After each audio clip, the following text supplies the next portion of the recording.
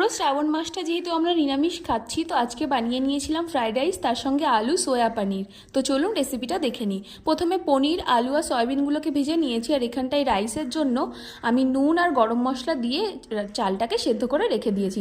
কড়াইতে তেজপাতা, গোটা গরম মশলা, টমেটো দিয়ে এর মধ্যে একটা পেস্ট দিয়েছি, আদা, কাঁচা লঙ্কা, শুকনো লঙ্কা, তারপরে একটু জিরে গুঁড়ো, ধনে গুঁড়ো, লঙ্কা গুঁড়ো এইসব দিয়ে কাজু বাটা দিয়েছিলাম। তারপর এই যে এটাকে ভালো করে কষিয়ে নিয়েছি সব কিছু দিয়ে। তারপর নামানোর আগে কিছুটা পনির মশলা আর গরম মশলা দিয়ে এটাকে নামিয়ে রেখে দিচ্ছি।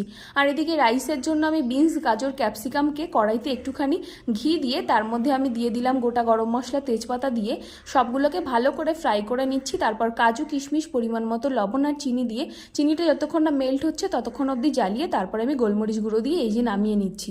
ঠিক এইভাবে আমি রাইসটা করে নিয়েছিলাম, একে একে সব ধাপ বাই ধাপ দিয়ে তারপর এটাকে এইভাবে ঝাঁকিয়ে নিলে সব কিছু একসঙ্গে রেডি। তো অবশ্যই বাড়িতে রেসিপিটা ট্রাই